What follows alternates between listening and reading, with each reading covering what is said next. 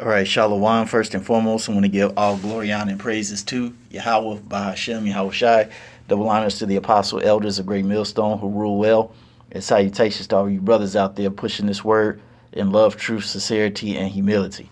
Once again, it's the brother Shot there from the Chicago camp, coming back to you with what I hope is another quick and edifying sit down. And I just want to speak on something that I've kind of seen in a few brothers' videos. You know, no video in particular, as far as a specific subject matter, but just in general, we're preaching this word. I've seen a few brothers' videos, and I've noticed a small phrase has been said on some of the videos, and the phrase is along the lines where you have our people talking about how they're tired of hearing us preach about the mark of the beast. They're tired of us preaching about bad Uncle Esau.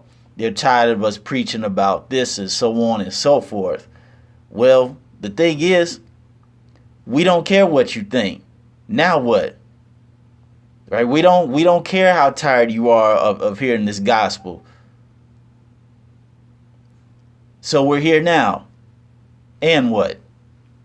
All right, because what our people fail to realize is that when we came into this truth, all right, we made a deal. All right.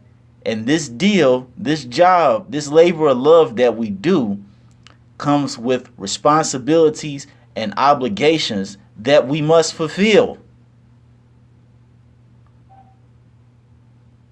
No questions asked about it. It must be done.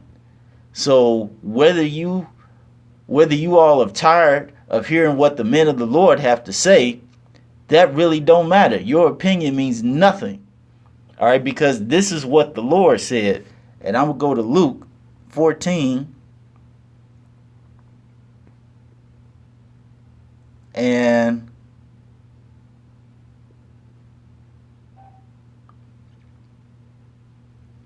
I start at 21. And it says Luke 14 and 21. It says, so that the servant came and showed his Lord these things. Then the master of the house, being angry, said to his servant, go out quickly into the streets and lanes of the city, and bring hither the poor, and the maimed, and the halt, and the blind. And the servant of the Lord, it is done as thou hast commanded, and yet there is room. And the Lord said unto the servant, go out into the highways and hedges, and compel them to come in, that my house may be filled. Okay? So this was an order, a commandment of the Lord, that we go out to the highways and the hedges and preach this word to our people. All right? Didn't the Lord ask Peter 3 times, if you love me, feed my sheep? Okay? We're going to get that, because that is our goal here in this truth, is to feed our people. As the scripture says, whether they hear or whether they forbear. All right. And this is John, the 22nd chapter.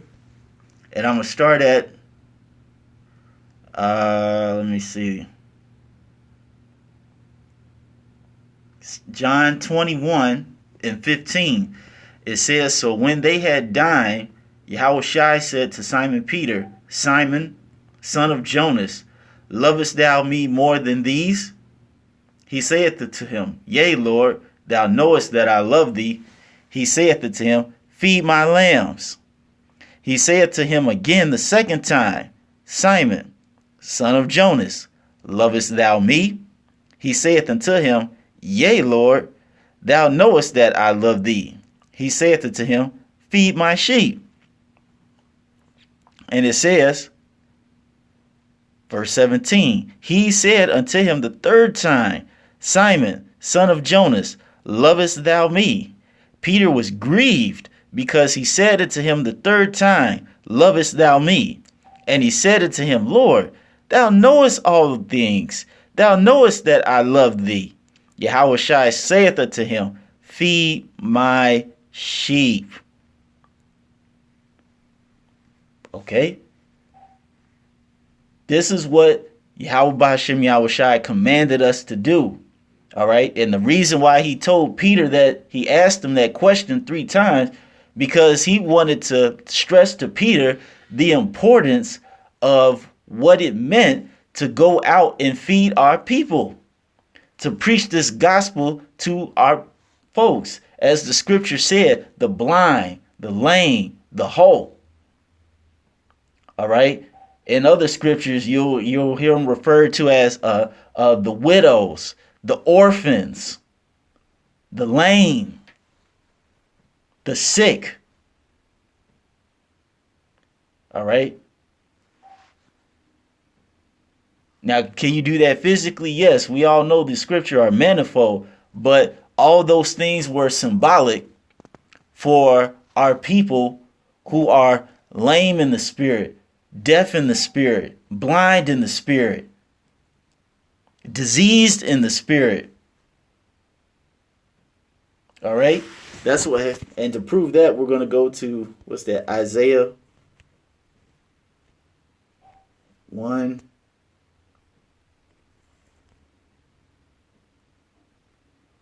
1 and 5. He said, why should ye be stricken any more? Ye will revolt more and more. The whole head is sick and the whole heart faint. From the sole of the foot even into the head, there is no soundness in it, but wounds and bruises and putrefying sores. They have not been closed, neither bound up, neither mollified with ointment. All right. And this was a metaphor talking about our people, the nation of Israel, you so-called blacks, Latinos, and Native Americans. All right. The Lord was comparing our mental and spiritual state of being to basically, to put this in modern terms, an open wound that's septic, meaning that it's poisonous. And if you've ever smelt a wound that's septic, it's one of the most disgusting smells you could ever smell. All right. It literally smells like death and rotten tissue because that's what's happening to it. Okay. It's one of the worst smells. I mean, if it gets to a point where you can smell that as soon as you come into somebody's house, that's how bad that smell is. And that's how the Lord compared us at not only that time, but this time as well. All right. To a stinky, open wound, septic, basically a poisonous sore. All right. And the only way to heal that is, as the Lord said in the Gospel of Luke and in the Gospel of John, to go out and feed the sheep. All right. Bid them in. So the thing is, we don't care what you people talking about. This is what the Lord told us to do. And just to put the icing on the cake, we're going to show you how long the Lord said. All right? Because they're like, how long y'all going to be preaching about that?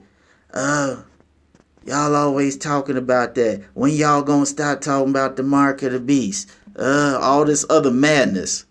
Okay, I got the perfect answer for you all. All right, and I think it's in Isaiah as well. It might be in the 3rd chapter.